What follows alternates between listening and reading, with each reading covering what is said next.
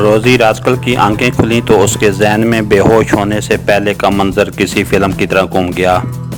وہ راجر سے اپنا حصہ وصول کر کے روز کلب پہنچ کر کار سے اترنے ہی لگی تھی کہ اچانک ایک نوجوان نے کار کے قریب سے گزرتے ہوئے اندر کوئی چیز پھینک دی اور اس کے ساتھ ہی کار میں دھواں سا پھیل گیا اور روزی راسکل کا ذہن کسی کیمرے کے شٹر کی طرح بند ہو گیا اور اب اسے ہوش آیا تو اس نے چونک کر اٹھنے کی کوشش کی، لیکن دوسرے لمحے وہ بے اختیار کسمسا کر رہ گئی کیونکہ اس نے دیکھ لیا تھا کہ وہ ایک کرسی پر بیٹھی ہوئی تھی اور اس کا جسم نیلون کی باریک رسی کے ساتھ کرسی سے باندھ دیا گیا تھا۔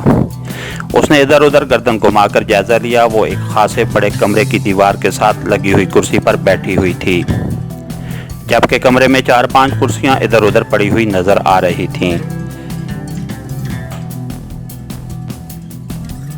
ان کرسیوں کے علاوہ کمرے میں اور کوئی فرنیچر نہ تھا، کمرے کا اکلوتا دروازہ بند تھا۔ یہ سب کیا ہو رہا ہے؟ کون مجھے یہاں لایا ہے؟ کس نے یہ جرأت کی ہے کہ روزی راسکل کو اس طرح دن دہاڑے اغوا کر کے بند کرے؟ روزی راسکل نے بڑبڑاتے ہوئے کہا، لیکن ظاہر ہے اس کے سوالات کا جواب دینے والا وہاں کوئی نہ تھا۔ اس نے رسی کی گرفت سے آزاد ہونے کی کوشش شروع کر دی، لیکن چند ہی لمحوں بعد اس نے کوشش ترک کر دی، کیونکہ اسے جس انداز میں باندھا گیا تھا اس کی وجہ سے وہ جتنی کوشش کرتی رہی اتنی ہی زیادہ ٹائٹ ہوتی چلی جا رہی تھی۔ اور پھر اسی لمحے دروازہ کھلا اور ایک نوجوان جس نے ہاتھ میں مشین گن پکڑی ہوئی تھی اندر داخل ہوا اور روزی راسکل کی طرف دیکھ کر وہ مسکرا دیا اور پھر دروازے کی سائیڈ میں دیوار سے پشت لگا کر کھڑا ہو گیا۔ کون ہو تم اور میں کس کی قید میں ہوں؟ روزی راسکل نے اس نوجوان سے مخاطب ہو کر انتہائی غصیلے لہجے میں کہا۔ خاموش بیٹھی رہو ورنہ ایک لمحے میں ڈھیر کر دوں گا، نوجوان نے غراتے ہوئے کہا۔ تمہاری یہ جرأت کہ روزی راسکل کو دھمکی دو، میں تمہارا قیمہ بنا دوں گی، سمجھے؟ کھولو مجھے نان سینس، روزی راسکل نے غصے سے چیختے ہوئے کہا، لیکن اسی لمحے دروازہ ایک بار پھر کھلا اور اس بار جو آدمی اندر داخل ہوا اسے دیکھ کر روزی راسکل بے اختیار چونک پڑی۔ یہ کنگ کارپوریشن کا اسلم کنگ تھا جس کی ڈیل وہ جانو اور اس کے ساتھیوں کے ساتھ اڑا لائی تھی۔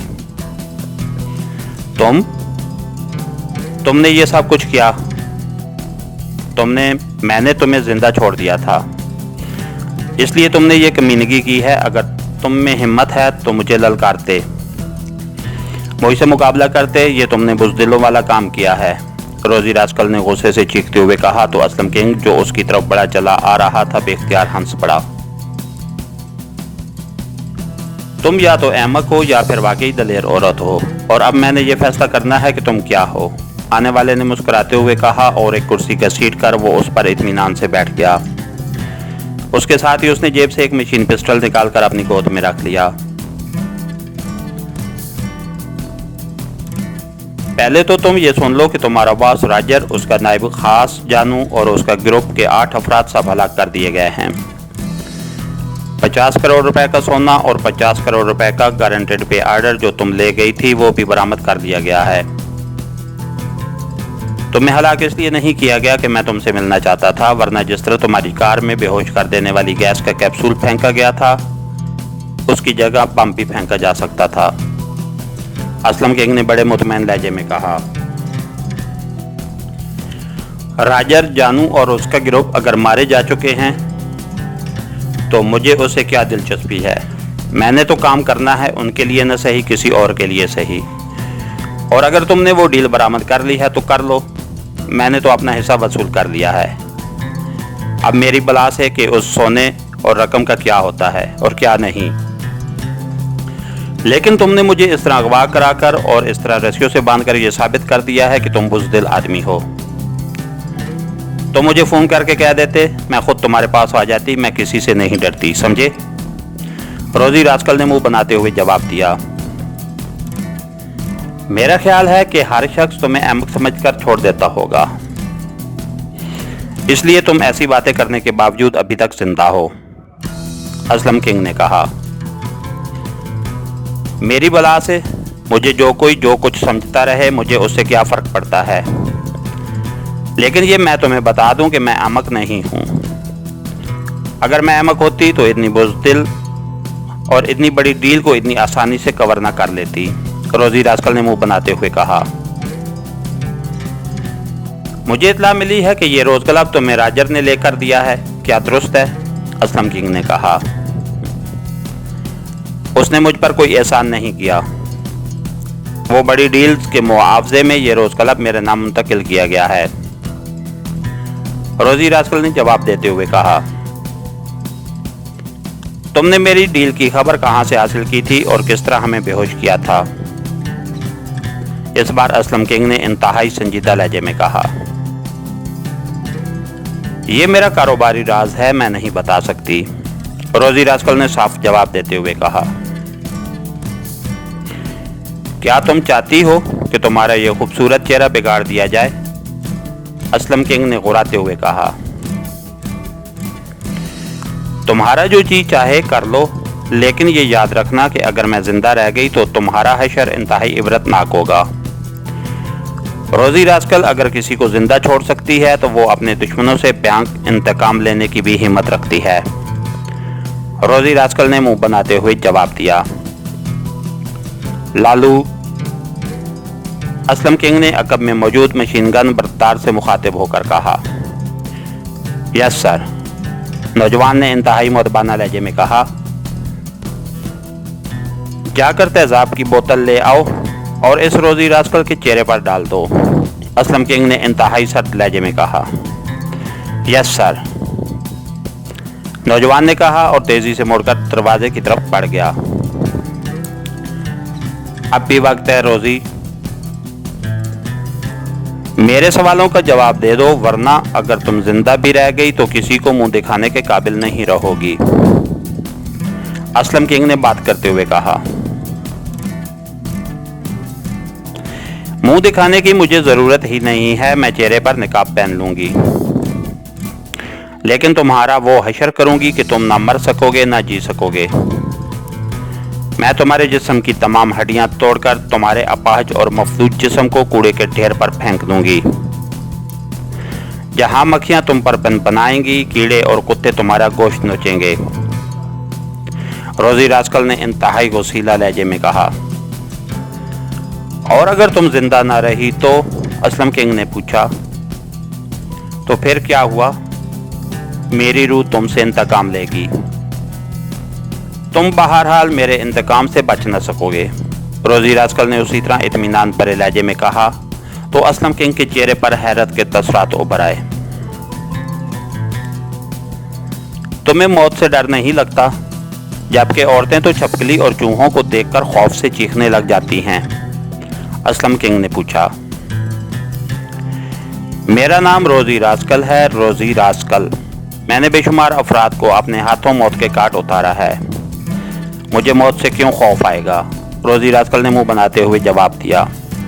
اسی لمحے لالو واپس کمرے میں داخل ہوا تو اس کے ہاتھ میں تیزاب کی بوتل پکڑی ہوئی تھی۔ اس نے قریب آ کر تیزاب کی بوتل کا ڈھکن کھولا۔ پہلے تیزاب کو اس کے سامنے فرش پر ڈالو تاکہ اسے معلوم ہو سکے کہ یہ واقعی تیزاب ہے، اسلم کنگ نے لالو سے کہا۔ یس سر، لالو نے کہا اور پھر جھک کر اس نے بوتل میں موجود تیزاب کو فرش پر ڈالا تو تیزاب سے دھواں نکلنے لگا۔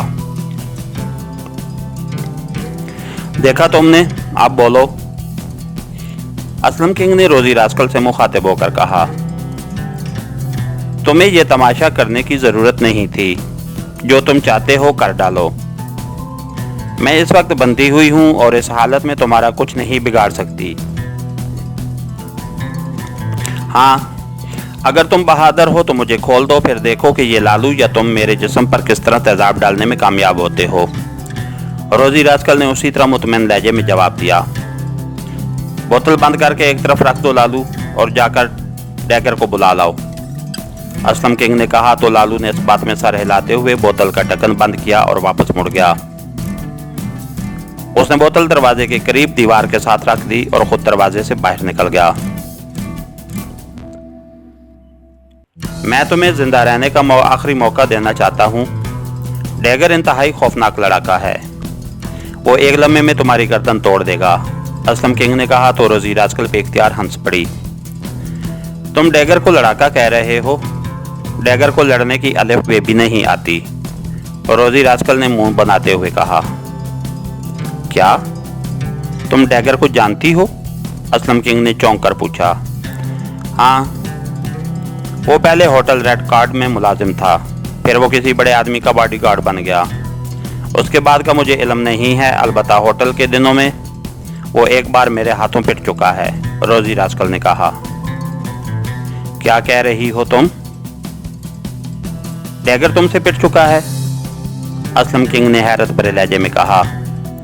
ابھی آ جاتا ہے وہ، اسے پوچھ لینا، روزی راسکل نے منہ بناتے ہوئے کہا۔ تھوڑی دیر بعد لالو کے ساتھ ایک پہلوان نما آدمی اندر داخل ہوا، جس نے سرخ رنگ کی ہاف آستین کی بنیان پہنی ہوئی تھی اور اس کے ساتھ ہی سستی قسم کی جینز کی پتلون اس کے جسم پر تھی۔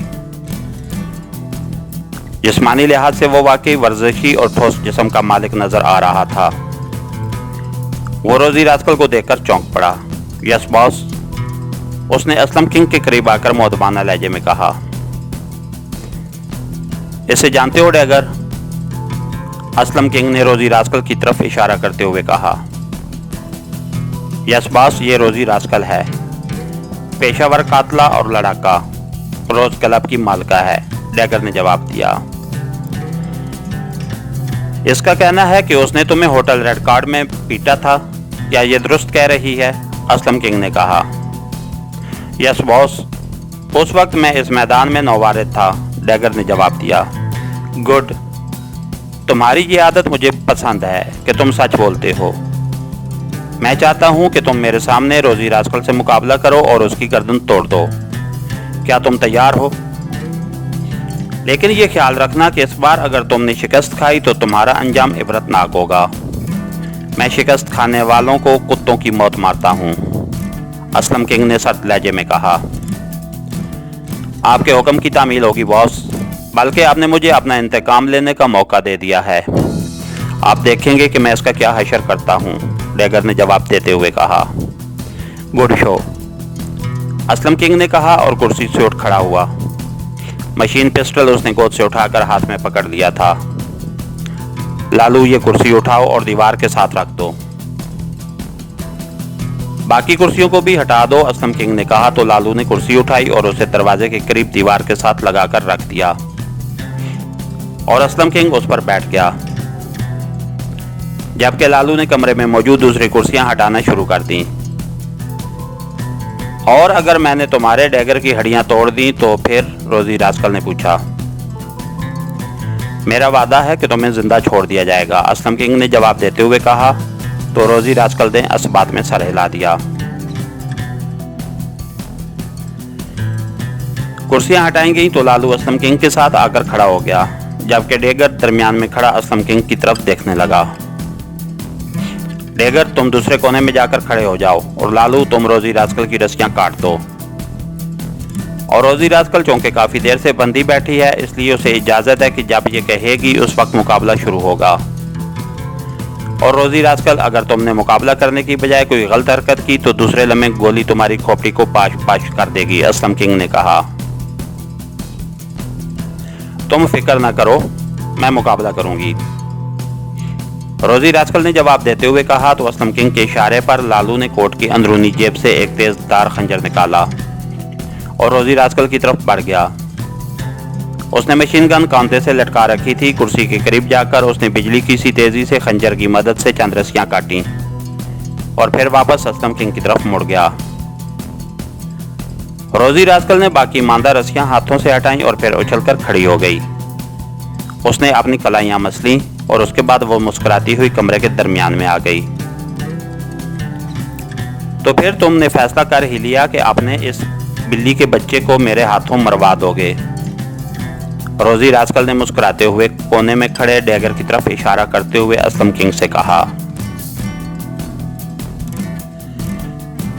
ابھی معلوم ہو جائے گا کہ تم میں کتنا دم خم ہے، اسلم کنگ نے جواب دیا اور اس کے ساتھ ہی اس نے ڈیگر کو اشارہ کیا تو ڈیگر تیزی سے قدم بڑھاتا ہوا روزی راسکل کی طرف بڑھا اور پھر جس طرح بجلی چمکتی ہے اس طرح ڈیگر نے یکلخت چھلانگ لگائی اور اس نے پوری قوت سے فلائنگ کک روزی راسکل کے پیٹ میں مارنے کی کوشش کی لیکن روزی راسکل اس کے فضا میں اچھلتے ہی انتہائی تیزی سے فرش پر بیٹھ گئی اور پھر جیسے ہی ڈیگر کا جسم ہوا میں تیرتا ہوا اس کے اوپر پہنچا، وہ ایک جھٹکے سے اٹھی اور اس کے ساتھ ہی ڈیگر کلاب بازی کھاتا ہوا ایک دھماکے سے سر کے بل فرش پر گرا۔